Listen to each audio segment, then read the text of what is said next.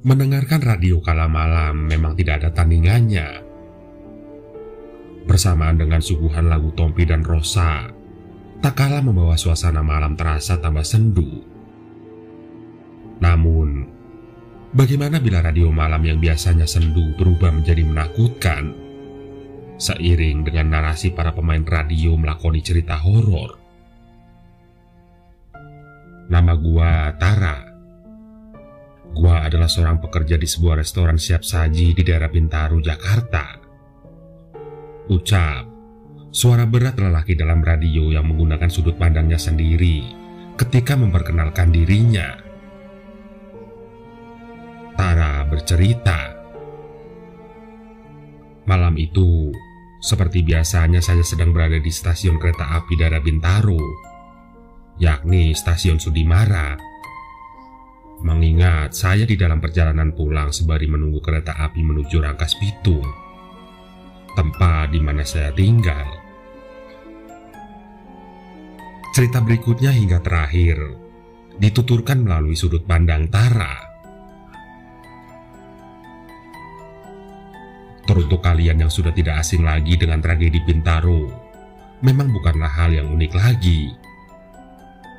Saya mempercayai mitos atau yang menyatakan bahwa semenjak kecelakaan pada tahun 1987 ini, membuat stasiun manapun dekat Bintaro menjadi cukup menegangkan di malam hari.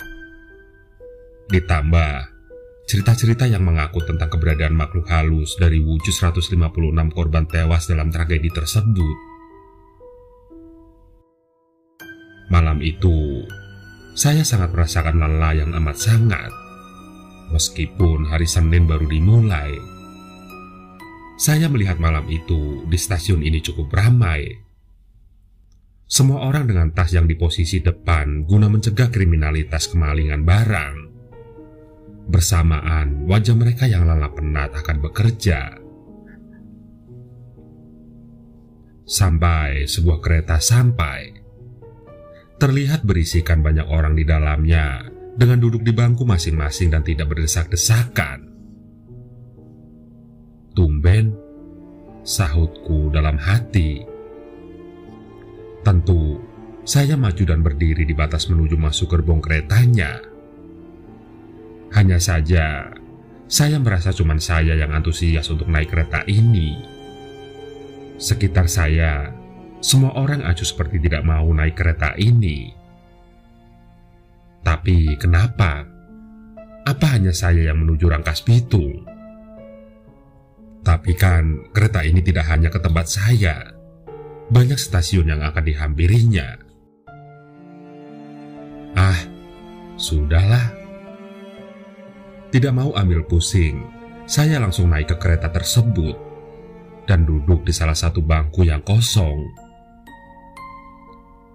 Karena sudah lelah, yang terlintas oleh saya adalah dapat duduk sejenak di kereta dan sampai ke Rangkas Bitung. Sejenak memejamkan mata, saya merasakan hawa dingin di dalam gerbong ini. Mata saya pun kembali terbuka. Hening sekali gerbong ini. Tidak biasanya, batinku. Wajah yang berhadapan denganku pun terlihat putih pucat sambil menunduk. Tapi tidak hanya dia, namun sekeliling saya juga sama. Belum ada pikiran aneh terlintas.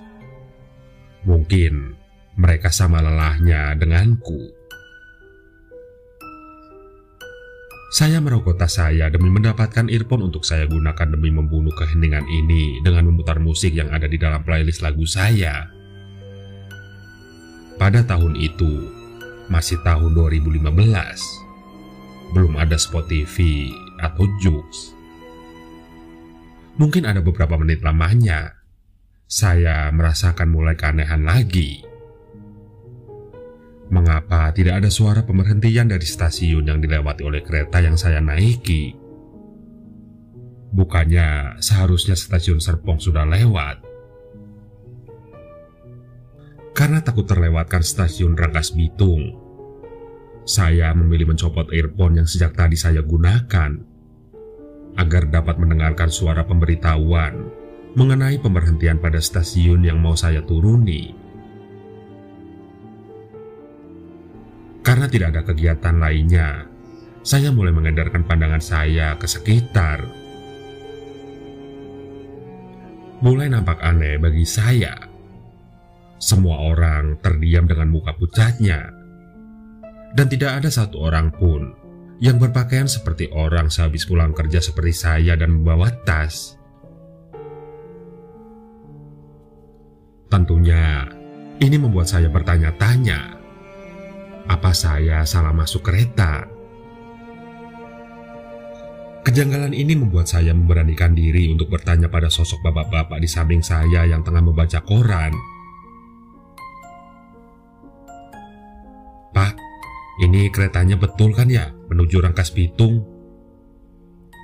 Yang ditanya hanya mengangguk. "Oh, syukurlah. Saya kira saya salah naik gerbong. Bapak turun di mana nanti?" tanya saya lagi. "Pondok Betung," sahutnya, lalu mendapat anggukan dari saya. Kemudian bapak yang tadinya sejenak membaca koran itu berdiri dan memberikan korannya kepada saya. "Ini untuk Mas aja. Dibaca, mungkin Mas bosan. Saya mau ke toilet dulu soalnya." "Mana ada orang yang mau baca koran malam-malam, Pak?" kata saya sambil menggelengkan kepala saya. Saya memegang koran ini dengan tanpa membacanya. Namun, saya mulai tertarik dengan koran yang saya pegang. Kuno sekali gaya korannya. Memang, kertas korannya saja sudah menguning tua begitu. Kemudian, saya berniat mau membacanya. Namun tiba-tiba kereta berhenti mendadak. Sontak membuat saya tersentak cukup keras. Alhasil lampu di dalam kereta pun padam begitu saja. Tentu saya panik bukan main. Dengan cepat saya menyalakan lampu yang berasal dari ponsel saya, kemudian mengedarkannya ke depan. Pintu gerbong kereta terbuka. Saya langsung menyadari pasti ada sesuatu yang salah, dan saya langsung menuju keluar pintu gerbong, kemudian mendapati berada di stasiun yang cukup sepi. Di sini saya kebingungan, namun tiba-tiba ada yang mengarahkan cahaya kepada saya. Sekilas seperti kondektur dari kereta api. "Mohon maaf, Mas. Sedang apa ya, Mas, di sini?" "Ini kereta."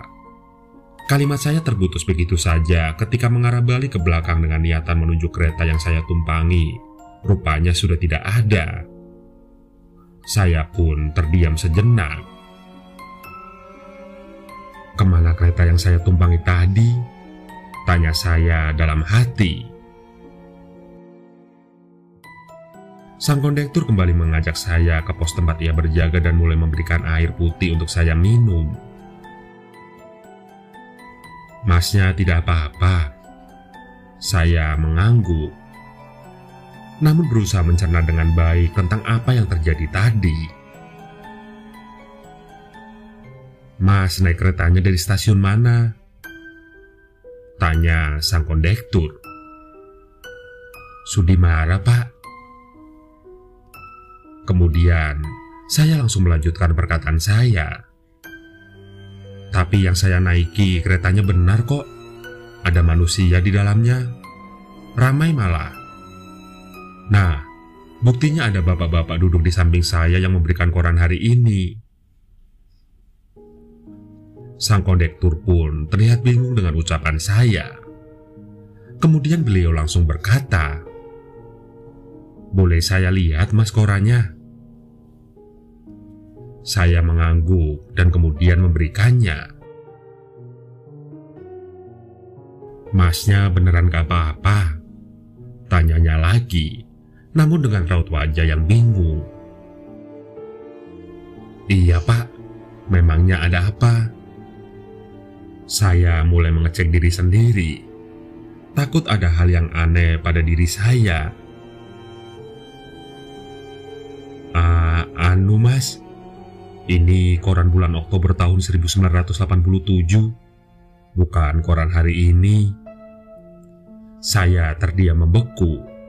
Tidak tahu harus mencerna perkataan kondektur yang saya temui ini bagaimana.